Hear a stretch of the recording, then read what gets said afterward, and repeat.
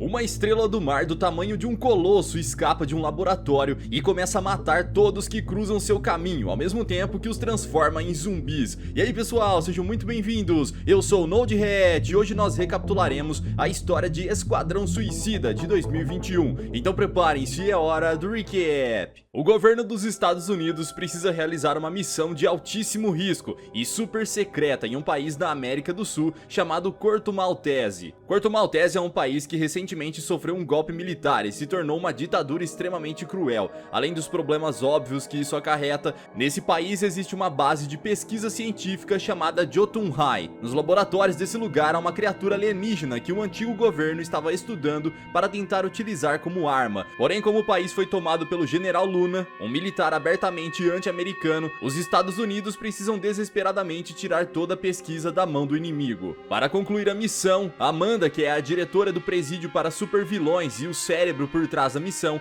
recruta alguns dos prisioneiros para formar o Esquadrão Suicida e se infiltrar no país, onde eles devem encontrar um geneticista conhecido como O Pensador e usarem ele como porta de entrada para Jotunheim, podendo assim finalmente destruir completamente os laboratórios. Após um longo voo, o grupo liderado pelo Coronel Flag e pela Arlequina finalmente chegam até a praia onde devem iniciar a infiltração. Porém, assim que assumem a posição, nós descobrimos que um dos dementes vendeu os próprios companheiros para ficar vivo. Enquanto o homem se aproxima do exército para sair do fogo cruzado e ir até o presidente para coletar sua recompensa, um atirador inimigo acerta um disparo bem na cabeça do traidor, abrindo um buraco em seu rosto. Como está em uma clara desvantagem tanto numérica quanto estratégica, o Coronel Flag pede permissão para recuar. Porém, Amanda recusa o pedido e ordena que eles avancem. Sem opções, o grupo avança contra o exército inimigo, dando início ao combate. Apesar de todos serem meta-humanos e conseguirem causar grandes baixas ao exército inimigo, um a um os membros do grupo são derrotados. Vendo seus companheiros sendo massacrados, um super vilão chamado Sábio surta e começa a nadar em direção ao oceano tentando fugir. Porém, como forma de impedir que os outros tenham a mesma atitude, Amanda simplesmente explode a cabeça do homem. Acontece que um explosivo remoto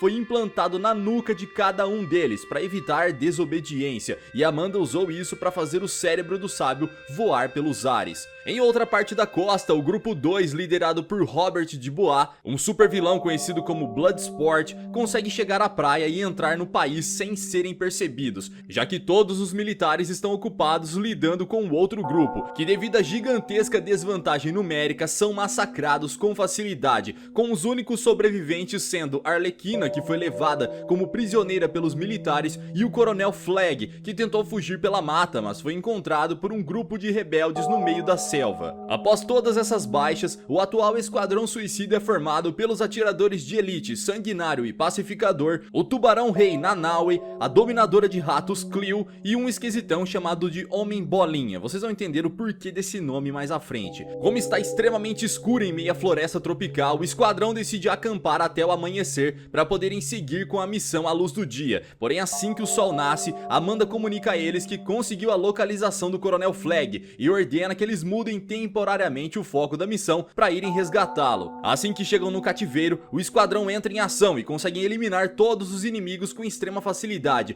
Porém, eles cometeram um grande erro nessa missão. Acontece que esse local não era um cativeiro e sim um acampamento dos rebeldes que estavam negociando uma aliança com o Coronel Flag contra o atual ditador. Mesmo furiosa por terem eliminado alguns membros de sua guerrilha, Sol, a líder dos rebeldes, decide prosseguir com a aliança e ajudá-los a derrotar o exército inimigo. No meio da floresta, a Arlequina, que até então era uma simples prisioneira, é convidada pelo presidente a ir até a sua casa para uma conversa, e após passarem algum tempo com muita libidinagem, o General Luna pede sua mão em casamento, e como não tem a melhor das sanidades mentais, a mulher aceita. Porém, ao ver o homem ameaçando eliminar até mesmo os familiares dos rebeldes, a Arlequina se revolta à ideia de machucar crianças e acerta um tiro bem no peito do presidente, que fica deitado numa poça de sangue agonizando até finalmente simplesmente perder sua vida. Com a morte do presidente Luna, quem assume o seu posto é o general Soares, um ditador ainda mais cruel. Como primeira medida, ele ordena que prendam a Arlequina para que ele possa interrogá-la, porém mesmo sofrendo diversos ataques com arma de choque e muitos golpes que a fazem desmaiar, ela não entrega seus companheiros. Ainda dentro da mata, Sol e o restante do esquadrão caminham até encontrar Milton, um informante de Sol, porém ao chegarem até ele, o homem está sendo revistado pelo exército do ditador e seria morto se o Sanguinário e o restante do grupo não chegassem a tempo de salvá-lo. Assim que salvam o rapaz, o grupo descobre que o Pensador costuma frequentar uma casa noturna, então eles se disfarçam para conseguir se misturar à população local e capturá-lo. Porém, assim que entram na cidade, perdem completamente o sinal, impossibilitando a comunicação com Amanda. Ao chegarem na casa noturna, o grupo aguarda até a chegada do alvo, coisa que não demora muito a acontecer. Vendo o Pensador sentado no bar, o Sanguinário se aproxima lentamente e o aborda, ameaçando matá-lo caso ele não colabore. Com o alvo rendido, o grupo começa a levá-lo para fora, porém quando estão próximos à saída, os militares chegam no local procurando por qualquer americano. Sabendo que serão encurralados se tentarem escapar, o Sanguinário pede para Cleo e o Homem Bolinha saírem com o Pensador pelos fundos, enquanto ele, o Pacificador e o Coronel distraem os militares. Porém o método que eles usam para distrair o inimigo é literalmente se entregar. Dentro do comboio militar que estão os levando até a prisão, um dos soldados conta sobre a Arlequina estar sendo brutalmente interrogada pelo general. Após receberem a informação que queriam, o trio então consegue finalmente se libertar. Com todos livres, o Pacificador rouba uma escopeta do corpo de um dos soldados e atira contra o banco da frente, atingindo a cabeça do piloto. Sem ninguém para controlar o veículo, o Pacificador tenta passar o braço pelo buraco e segurar o volante para desviar de um caminhão que está vindo na direção deles, porém não consegue virar o automóvel a tempo e acabam saindo da estrada, capotando diversas vezes.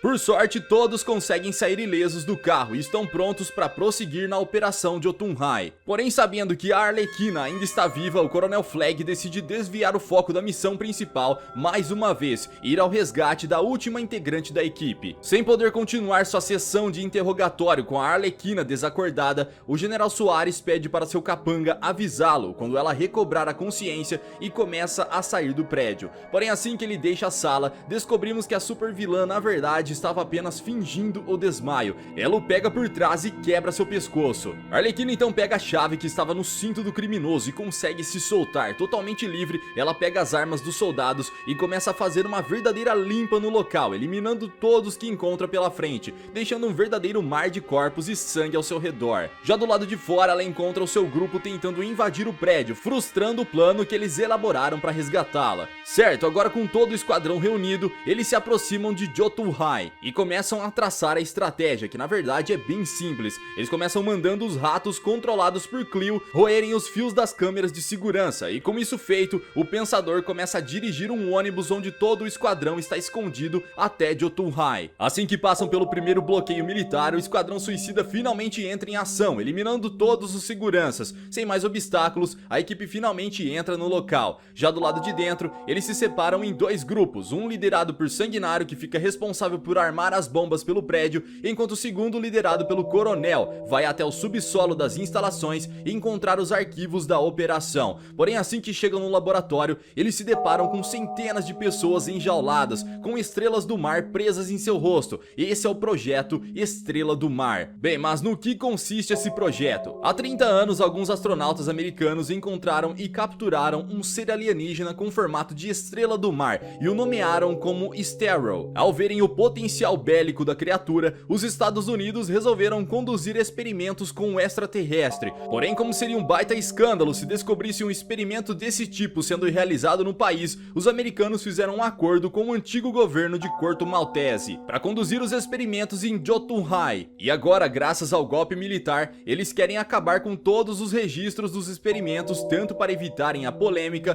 quanto para impedir que uma arma como essa caia na mão dos novos ditadores. E porque exatamente o governo dos americanos tem interesse nos poderes de Stereo? Basicamente porque essa criatura consegue se replicar como pequenas estrelas do mar e grudar no rosto das suas vítimas. Quando isso acontece, além de se alimentar das proteínas do hospedeiro, causando a sua morte, as cópias do extraterrestre também assumem totalmente o controle do corpo de suas vítimas, transformando-os em zumbis e, consequentemente, uma extensão da mente do Stereo. Ao perceber, ele e sua equipe foram usados como marionetes, o Coronel Flag vai até o servidor e pega o HD com todos os registros do caso, na intenção de mostrar para a imprensa e revelar tudo para a mídia global. Porém, o pacificador não acha que essa seja uma boa ideia e tenta impedi-lo. Segundo ele, caso os experimentos sejam divulgados, uma revolta global contra os Estados Unidos vai acontecer, o que pode acabar desencadeando uma nova guerra mundial. Para evitar isso, o pacificador acha que a melhor opção é destruir Jotunheim, junto com todos os arquivos, apagando todos os vestígios desse projeto de pesquisa totalmente bizarro, a fim de manter a paz. O clima começa a ficar tenso, mas nesse momento o grupo do Sanguinário detona as bombas, o que causa um desabamento que esmaga todos que estão no laboratório. Graças à destruição do local, Starro finalmente se liberta e usa seus tentáculos para desmembrar o Pensador e o jogar contra uma parede de vidro, transformando o que sobrou do seu corpo em purê. Depois de algum tempo desacordados, Flag e o pacificador finalmente recobram sua consciência e iniciam um combate bastante violento pela posse do HD. Graças ao seu treinamento militar, o coronel consegue se sair melhor na luta, porém quando está prestes a eliminar o pacificador, o super vilão consegue pegar um pedaço de azulejo no chão e enfia no peito de Flag, perfurando seu coração, não dando a mínima chance dele sobreviver. Ao ver o que o pacificador fez, Cleo pega o HD e começa a fugir, mas é encurralada com bastante facilidade e quando está prestes a ser eliminada, somos levados 8 minutos para trás no tempo, para acompanhar o progresso do grupo 2. Enquanto estão armando as bombas, o Sanguinário que está de vigia vê pela janela os reforços chegando e sabendo que é questão de tempo até as tropas extras conseguirem invadir o local, eles decidem se apressar, porém por causa disso acabam se descuidando e passam despercebidos por uma dupla de militares que começam a disparar contra eles. Todos conseguem se proteger, com exceção do Milton, que acaba perdendo sua vida. Revidando o ataque, o Homem-Bolinha dispara centenas de círculos de plástico incandescente nos militares, fazendo seus corpos derreterem como manteiga, extremamente overpower. Porém ele nem tem tempo de relaxar, mais alguns soldados os encontram e mais uma vez começam a disparar.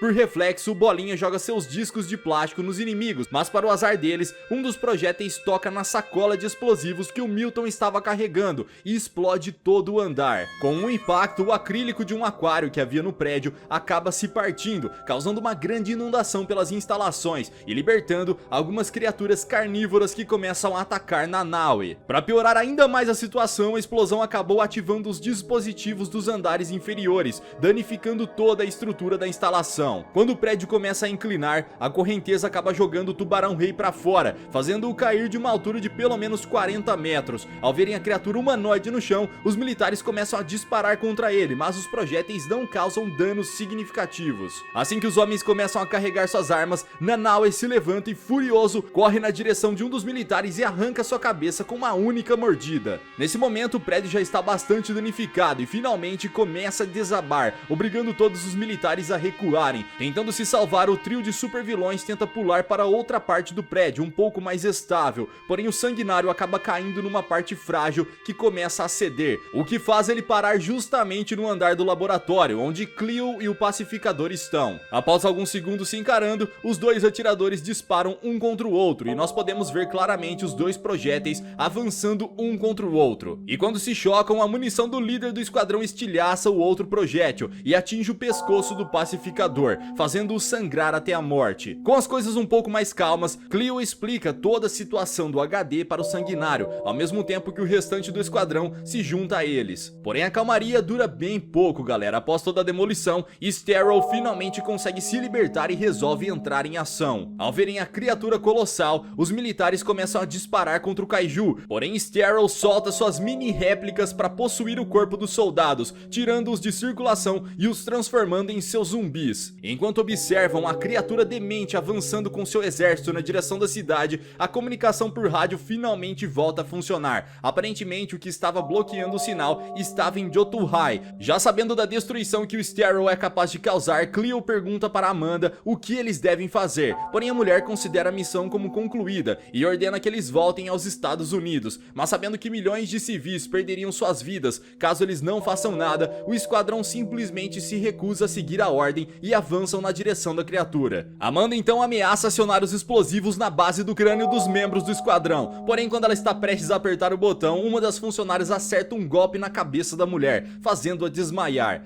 Sem a Amanda tentando impedi-los, o Esquadrão Suicida avança na direção da criatura, prontos para atacar com tudo. O Sanguinário então pede para que a Arlequina avance pelos telhados enquanto Nanaue começa a morder Sterile para distrair a criatura. Aproveitando a brecha, o Bolinha dispara suas esferas na direção da estrela gigante, derretendo um dos membros do Patrick Estrela com cachumba. Porém ele se distrai e começa a comemorar cedo demais, e por causa disso acaba sendo esmagado por Sterile. Nesse momento os milhares de zumbis começam a encurralar o Sanguinário, mas ao perceber que Cleo será atingido pela criatura, o homem corre na direção da garota e consegue empurrá-la a tempo de evitar que ela seja golpeada pelo monstrengo alienígena, mas isso não muda o fato de que eles ainda não derrotaram Sterile e seus zumbis. Porém, quando estão prestes a serem pegos pelas marionetes do alienígena, Cleo invoca um verdadeiro exército de ratazanas malignas que começam a subir no Patrick mutante, roendo tudo que encontram pelo caminho. Aproveitando a brecha, a Arlequina pula na direção de Sterile e usa sua lança para perfurar o olho da criatura, abrindo um buraco que os roedores usam para acessar o interior do monstro e roer toda a estrutura interna, o devorando de dentro para fora, totalmente bizarro. Com os danos causados pelos roedores, a criatura cai no chão já sem vida, o que acaba com todos os zumbis de uma única vez. Ao mesmo tempo, Sol e seus guerrilheiros invadem a sala de reunião dos generais. Ela e seus companheiros simplesmente fuzilam todos eles, tirando seu país das mãos dos ditadores.